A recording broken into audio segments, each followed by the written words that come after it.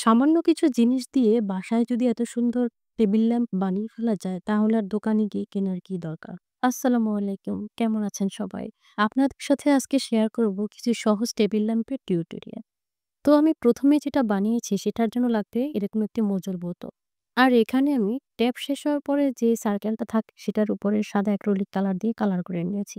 আর গ্লাসের উপরে যে ঢাকনি ইউজ করা হয় সেটার উপরেও সাদা অ্যাক্রিলিক কালার দিয়ে কালার করে নিয়েছি। এবার একটি সুতার নিচের দিকটায় আমি একটি স্টোন বেঁধে নিয়েছি আর তার সাথে দিয়েছি একটি পার্ল। আমি সুতায় কিছুটা দ্রুত বজায় রেখে পার্লগুলো এড করেছি। এখানে টোটাল ৪ টা পার্ল ইউজ করেছি আর একটা স্টোন। অফ ক্যামেরায় আমি বাকিগুলো বানিয়ে নিয়েছি। এখানে টোটাল ৫ টা বানিয়েছি।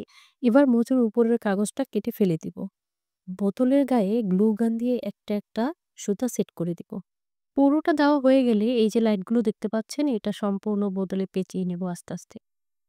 দেন এখানে আমি যে পার্লগুলো দিয়েছিলাম সেগুলো যেন পড়ে না যায় সেজন্য গ্লু গান দিয়ে সেট করে নিয়েছি। আর যেগুলো কালার করে রেখেছিলাম সেগুলো একটার সাথে আরেকটা সেট করে নিয়েছি। এখানে আমি কিছু স্টোন ব্যবহার করেছি দেখার সৌন্দর্যের জন্য। মাঝখানে গ্লু গান দিয়ে আমি একটি স্ট্যান্ড সেট করে নিয়েছি আর নিচে কিছু দিয়েছি পার। এবার স্ট্যান্ডের উপর দিকে আমি গ্লু গান দিয়ে বোতলটা সেট করে নিব আর তার উপরে বোতলের সাথে গ্লু গান দিয়ে কিছু তুলা সেট করে নিয়েছি।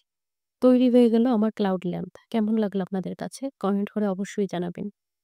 নেক্সট আমি যে ল্যাম্পটা বানিয়েছি তার জন্য দরকার হবে একটি A4 সাইজের সাদা পেপার। তার উপরে আমি কিছু ফুল এঁকে নিয়েছি। ফুলের সাথে আরো এঁকেছি কিছু ডাল আর পাতা। এখানে কিছুটা দূরত্ব বজায় রেখে আমি ফুলগুলো এঁকেছি। আর এঁকেছি কয়েকটা ফড়িং। এবার একটা ইন্ডিকেটর দিয়ে আমি প্রতিটা ফুল এবং ফড়িং কেটে নিব।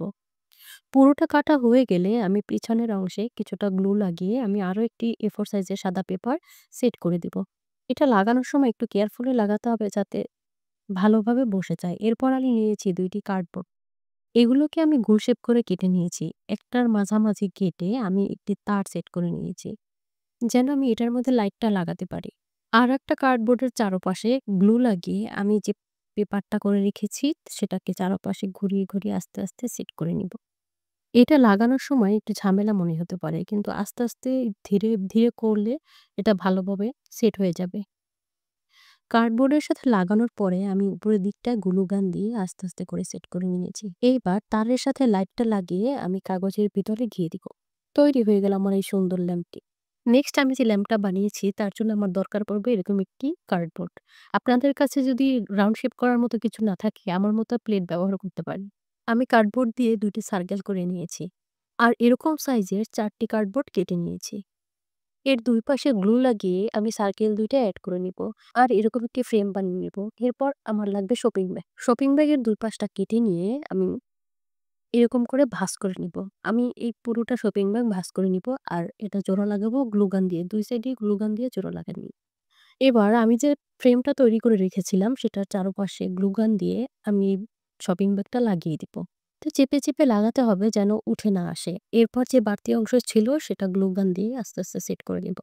দেন এখানে আমি আরেকটু কার্ডবোর্ড নিয়ে আরেকটা সার্কেল বানিয়ে নিব। আর তার উপরে গ্লু গান দিয়ে আমি আরেকটি শপিং ব্যাগ সেট করে নিব।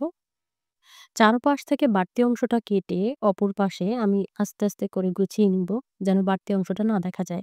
এরপর ফ্রেমের উপরে গ্লুগান দিয়ে আমি এই কার্ডবোর্ডটি সেট করে নিব। এখন আমি ট্যাপ শেষ হওয়ার পরে যে সার্কেলটা থাকে সেটা নিয়েছি আর এটার উপরে আমি লাল রং করে নিয়েছি। আর উপরে আমি দিয়েছি এটা আমি আয়নার সাথে পেয়েছিলাম এটাই আমি এখানে সেট করে দিয়েছি। মাঝখানে গ্লুগান দিয়ে আমি স্ট্যান্ডটা সেট করে নেব। আর উপরে দিয়েছি আমি কিছু লাইট। লাইটটা পুরোপুরি পেঁচিয়ে আমি এই ফ্রেমটা দিয়ে দিয়েছি। এটা ছিল আমার লাইটের ফাইনাল লুক। কেমন লাগলো আপনাদের কাছে?